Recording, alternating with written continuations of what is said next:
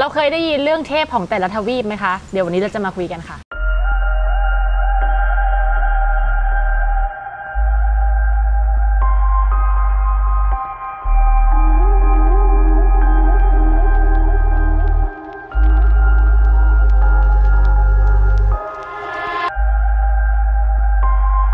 สวัสดีค่ะวันนี้นะคะทอล์กเซนเราจะมาคุยกันเรื่องเทพต่างๆในทวีปต่างๆบนโลกใบนี้นะคะเพราะว่าคือมันมีเทพเยอะแล้วบางทีแบบช่วงไหนกันอินนิยายจีนเนี่ยกันก็จะอ่านกันก็จะได้เห็นเทพจีนอะไรเงี้ยช่วงไหนเราอินซีรีส์ฝรั่งเราก็จะได้เห็นเทพกระเดสของฝั่งฝรั่งเยอะอะไรอย่างเงี้ยต้องพูดอย่างนี้ว่าจริงๆแล้วเรื่องเทพอ่ะมีมาพร้อมกับมนุษย์เลยเพียงแต่ว่าเราจะต้องยอมรับว่าส่วนใหญ่อ่ะถ้าเราเห็นว่าประเทศอะไรที่มันอยู่ยาวนานเช่นอินเดียอียิปต์หรือว่าจีนเทพจะเยอะมากโดยเฉพาะอินเดียเนี่ยเกิดเทพเกิดทุกวันอ่ะเทพยิบเทพย่อยอ่ะใช่ไปคิดมี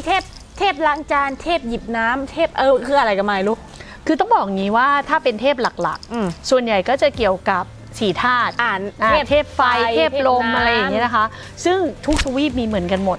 แต่ชื่อต่างกันนะชื่อต่างกันแต่ว่าคือคนเดียวกันในมุมของสิ่งศักดิ์สิทธิ์เขาคือคนเดียวกันเหมือนเทพแห่งความตายอาเดสใช่ไหมอนูบิสใช่ไหม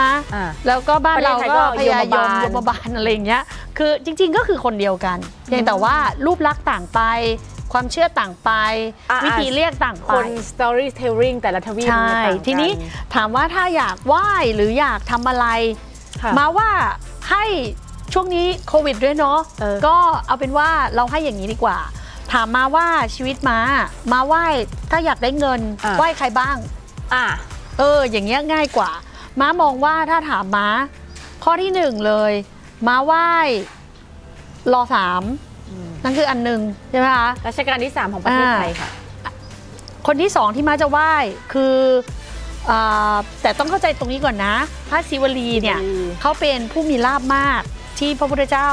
ตีตราให้เป็นเอกทัคคะในด้านนี้แต่ว่าเราต้องยอมรับว่าลาภมากของพระคือมีกินไม่มีวันหมดนะแต่ไม่สะสมอันนี้ต้องเข้าใจก่อนนะ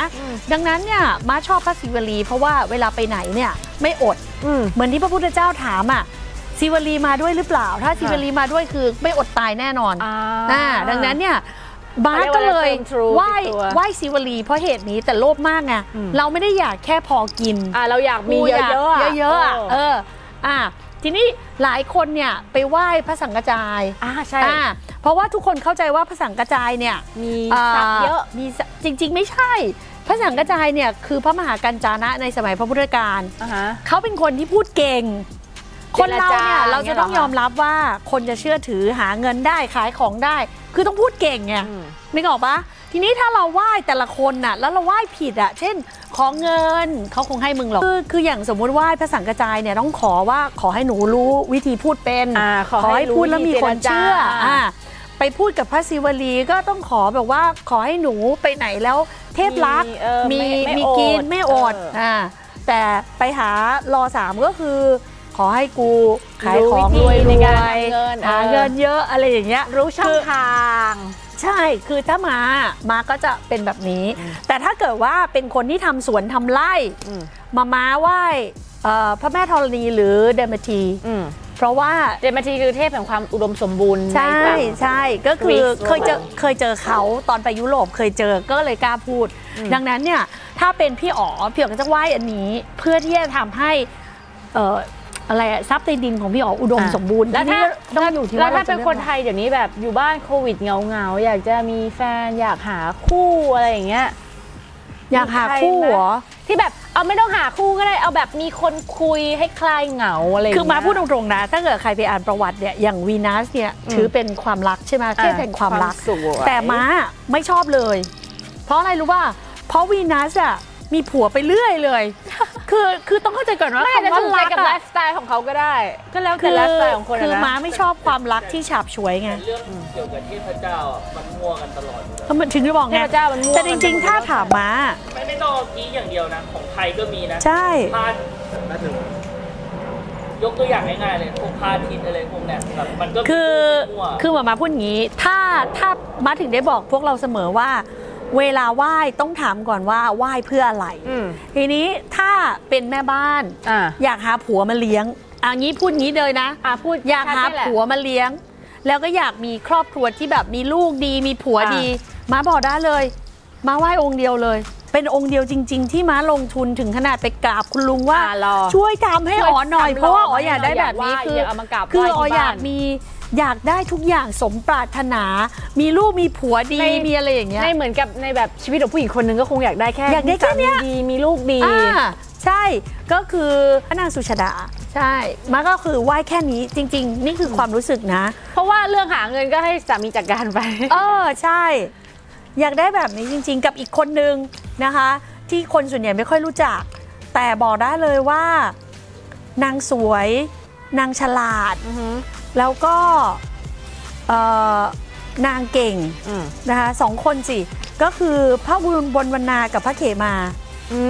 เพราะว่าพระอุบลวรรณาเนี่ยถือเป็นเอกในด้านที่แบบเขาเรียกอะไรอ่ะเป็นหนึ่งในอัครสาวกด้านฤทธิ์ของฝั่งผู้หญิงนะคะพระอุบลวรรณาเนี่ยเก่งมากนะคะแล้วก็ฉลาดด้วยนะคะส่วนพระเขมาเนี่ยสวยผัวรัก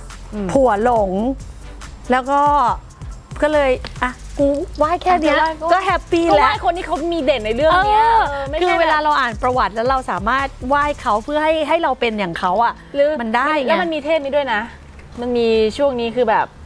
คือผู้ชายหรือแบบผู้หญิงก็แบบด้วยความที่เป็นวัยรุ่นไลฟ์สไตล์ก็แบบเปลี่ยนบ่อยก็แบบชอบไปมีบ้านเล็กบ้านน้อยอย่างเงี้ยรู้ไหมเขาไหว้อะไรกันเขาไหว้เฮล่าเพื่อเฮล่าเป็นเมียหลวงที่ตามจิกเมียน้อยเก่งมากนะว้ายตายแล้วแต่ถ้าม้าจะบอกว่าถ้าเป็นพวกเพศที่3โลเลยไม่ได้พูดบาถ้าไหว้เพศที่3มาไหว้อาซิซิสองค์เดียวเลยอพอลโลมันเป็นใบอ่ะใช่อพอลโลเป็นใบใช่แต่ว่าม้าต้องยอมรับว่าอพอลโลก็มากเมียมันก็มากเมียไงแต่ถ้าเป็นอาซิซิสอะรักเดียวใจเดียวรักตัวเองแล้วก็รักคนที่เหมือนตัวเองใช่ก็จะได้เขาเรียกว่าอะไรจะได้หาคนที่เคมีเดียวกันได้ถ้าเป็นเพศที่3อ่ะไม่ว่าจะเป็นเลสเบี้ยนทอมดี้หรืออะไรมาแนะนำอาซิซิสเลยเต็มที่ถ้าใครอยากรู้ว่าไหว้ยังไงก็จริงๆอ่ะมันได้มีเรียกว่าอะไรนะเดี๋ยวคนจะถามว่าแล้วไหว้ยังไงเขาอยู่ต่างประเทศหนูบินไปไหว้ไม่ได้อะไรเงี้ยเขาอยู่ทุกที่บอกเลยไม่แล้วเราต้องแบบเป็นลูกเขาออกมาใส่กรอบไหมไม่ต้อง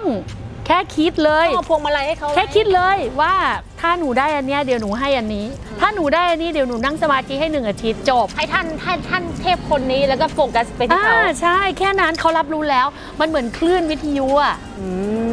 คุณลุงเคยพูดไปแล้วอ่ะขนาดจะติดต่อพระพุทธเจ้าอ่ะมันเหมือนคลื่นวิทยุถ้าจิตเรานิ่งพอยังไงก็ถึงฝากไว้ค่ะถ้าอยากไหว้อะไรก็ตามที่พี่อ๋อบอกมันง่ายกว่าแล้วคุณไม่ต้องเสียเงินใช่เห็นผลด้วยหรือใครอยากไหว้เทพอะไรที่แบบชื่อแปลกๆก็สามารถคอมเมนต์มาได้เผื่อแกจะได้ไปไล่ตามอ่านเพราะว่าแต่ละคนก็อาจจะมีแบบความชอบที่ต่างกันใช่ถูกเทพคือการตอบของจีนอะไรพวกนี้มีจีนน่ะเทพมีเทพทุกอย่างอ่ะเทพเด็ดลูกท้อยังมีเลยถ้าเป็นม้านิสัยไม่ดีมั้งตอนเรียนอ่ะไหว้เทพที่ขี้โกงข้อสอบอ่ะใช่